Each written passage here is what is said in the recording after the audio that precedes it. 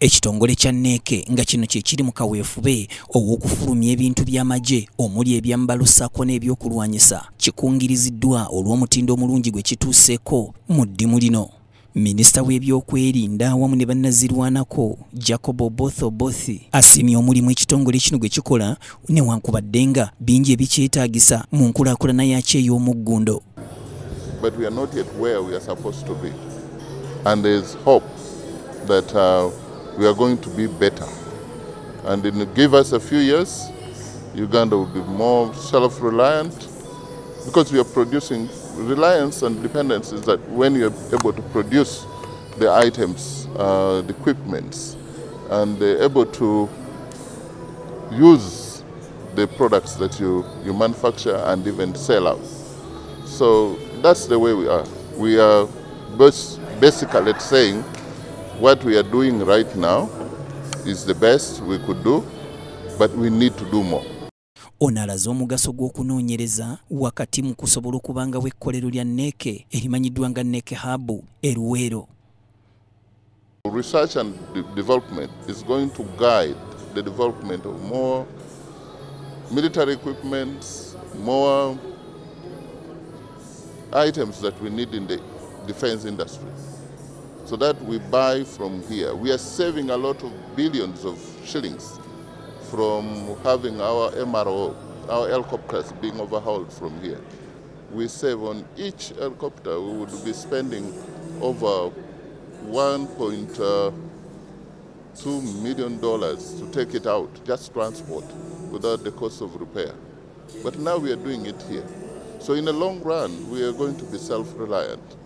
Ono agambye nti weetaaga okubaawo ekikolebwa eky'amaanyi ekitongole okusobola okutuukiriza ekiruubirirwa kyakyo nga kiteekawo kye bayise Regional Defence Industry Hub ku ssemazinga wa Africa n'okweyongerayo.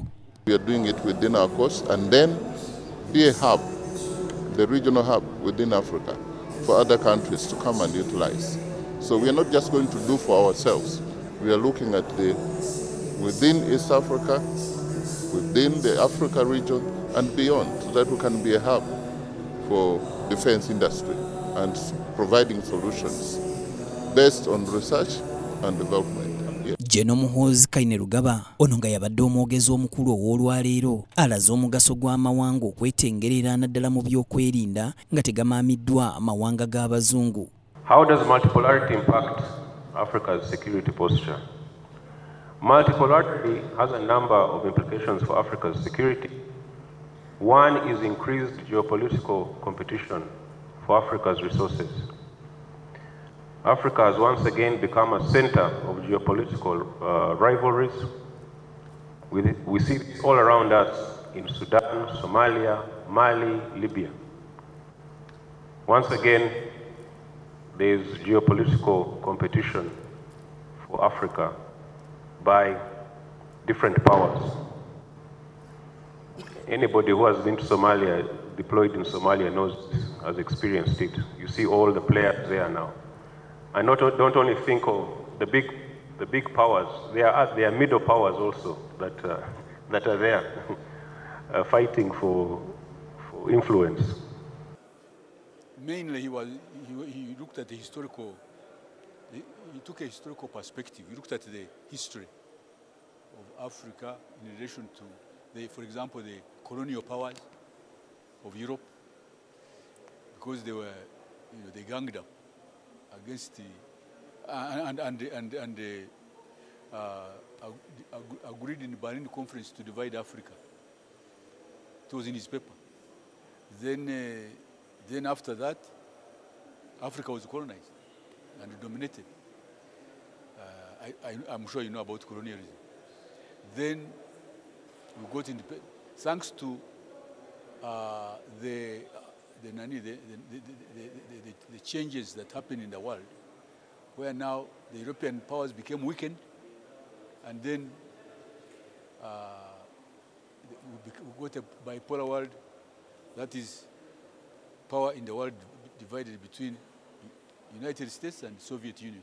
Neke yabangibwawo mu mwaka gwa 1989 mu kawairo ka palamenti era ng'ekitongole kino ekya Neke kikola ng'omukono gwa UPDF ogw'ebyenfuna nga kikola ebyamaguzi ebyenjawulo wamu n'emirimu egiyamba ebitongole by'okwerinda saako ne bannayuganda era nga mu bimu bye bikola era ng'ebimu ku bikolebwa mwe muli okukola ebyokulwanyisa ebyambalo ebimanyiddwa nga bulletproofs, elementi, emmundu, emmotoka z'amagye saako n'ebitulika nga bbomu.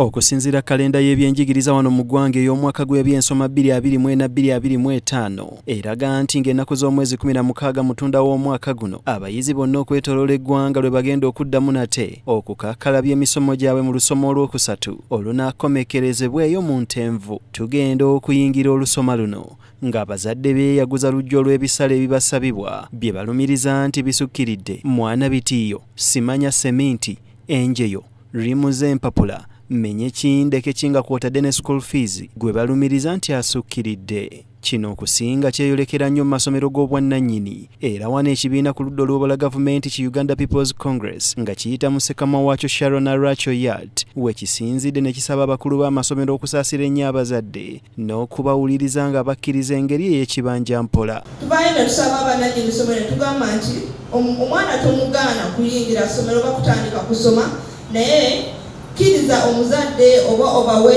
ensasula basasuleko mpola mpola kitamu wegwerako omuzadde ajja kubamaliriza school fees naye tetugaana abaana kutandika kusoma kuba taamu eno esembayo taamu ya mugaso nnyo kuba abaana bwe basobola okubeera nga bayita mu kibiina ekiddako. UPC egamba nti kyekiseera gavumenti eveeyo erungamye ebisale bino nga bangi ku bazadde balemereddwa kale n'okusomesa abaana lwakubiduumuula. Ebiseera ebisinga amasomero gano bongeza school fees tamu ebetandika bweti tubalaba nga bongeza school fees ate nga tebongeza ssente entono bongeza emitwalo 3-4-5 ogenda tamu etandika ng'omuzadde abonabona okusobola okuzaayo omwana w'okusomero naye ffe tugamba gavumenti ekiyingiremu kuba abaana bali mu masomero gano bannayuganda baana b'abannayuganda ate ekirala bano abaana ba gavumenti kati buvunaanyizibwa bwa gavumenti okumakinga sure oba okutegeeza nti buli munnayuganda asomesebwa tetufaayo abaali mu private oba ali mu government school. Amasomero mangi gaasaanawo nnyo mu biseera bya COVID-19 nga mangi gaasaanawo nga kale amatono agaasigalawo n'okutuusa kati gali mu mabanja agatagambika. Gavumenti yasuubiza okubadduukirira naye agamu gagamba nti tegafunangako wadde omunwe gw'ennusu. Ekyokulambika ebisale tekuubeere kufutubbala naddala ku masomero g'obwannannyini. Yongeza omusaala gw'abasomesa abazadde abaana babatwale baddemu babeere n'obwesigwa mu masomero ga gavumenti kuba quality ejja kuba ezzeewo nga n'amasomero g'emulira namagunga gayaaza masomero gaffe naye bw'aba bakuumye omutindo paka kati kitegeeza gavumenti esobola okweteekamu omulimu ewanika omutindo gwa gavumenti schools ekompitinge bali baluzinde bakasitoma omuwendo gujja kudda wansi kuba tebakyayina baba bakompitinga ne gavumenti kyebatasobola. Arach agamba nti gavumenti erina obusobozi obusobolera ddala okuyamba ab'amasomero n'abazadde nga bagabira ebikozesebwa mu kusoma kale bo nga abazadde basigalire kunoonya fiizi zokka. Kati bino nga UPC tugamba gavumenti weeteerezamu wano ejja kuba eggyeeko badeni ku muzadde kyaso agule yunifoomu agule ebitabo ate asasule ne school fees naye ebintu ebitonotono ng'ebitabo yunifoomu gavumenti weba ebimuggyeko tugenda alaba nga abaana baffe abagenda mu ssomero ennamba yeeyongeddeko okusinga kati ng'ate ekifo ky'abaana okusoma bali mu kuva mu masomero olwa badeni eriwo ey'okusasula ebintu ebyetaagisa ti omwana okusoma.